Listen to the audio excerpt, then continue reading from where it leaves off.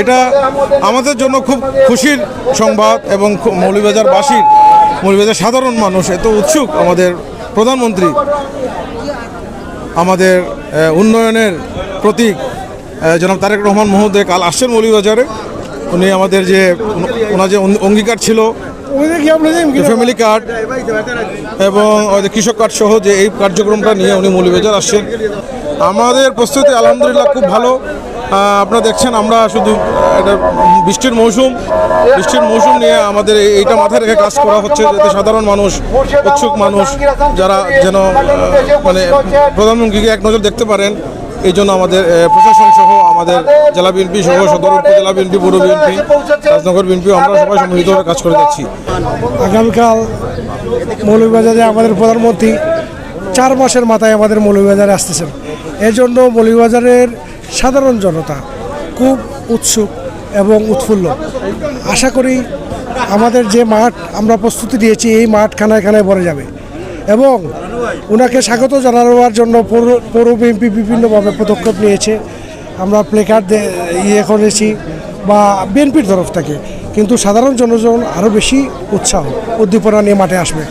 আমাদের মৌলভীবাজারবাসী একটি সৌভাগ্য যে আগামীকালকে যে মাননীয় প্রধানমন্ত্রী তারেক রহমানের যে প্রতিশ্রুতি ছিল ফ্যামিলি কার্ড, কৃষক কার্ডের, সেই ফ্যামিলি কার্ড মৌলভীবাজার থেকে উদ্বোধন হবে বাকি আরও 19টি জেলায়। সেইটার জন্য আমরা আসলেই একটি সৌভাগ্যবান। দ্বিতীয়ত হলো কি আমাদের এই আগামীকালকের যে প্রোগ্রাম হবে সেই প্রোগ্রামে মৌলভীবাজারে একটা দৃষ্টান্ত স্থাপন হবে এবং মৌলভীবাজারের কাঙ্ক্ষিত মেডিকেল কলেজ, মৌলভীবাজার সরকারি কলেজকে বিশ্ববিদ্যালয়ে রূপান্তরিত এবং আমাদের শমশেরনগরের যে বিমানবন্দরটি, ডোমেস্টিক বিমানবন্দরটি ইনশাল্লাহ কালকে এখান থেকে ঘোষণা করা হবে। বাংলাদেশের বর্তমান প্রধানমন্ত্রী তারেক রহমান সাহেব এই মাঠে আসতেছেন।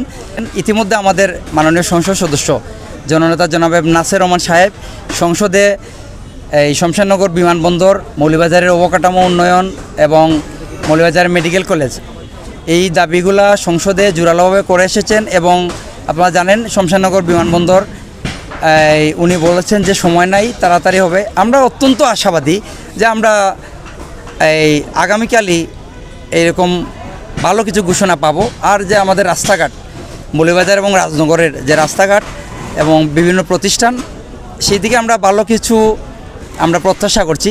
আপনাদের এনআর মিডিয়ার মাধ্যমে আমি সবাইকে বলতে চাই, আগামীকাল আমাদের প্রধানমন্ত্রী আসছেন, আপনারা আসবেন। আমরা ইনশাল্লাহ আমরা মৌলভীবাজারবাসী আমরা খুশি মুখে, আনন্দ মুখে আমরা কালকে বাড়ি ফিরে যাব।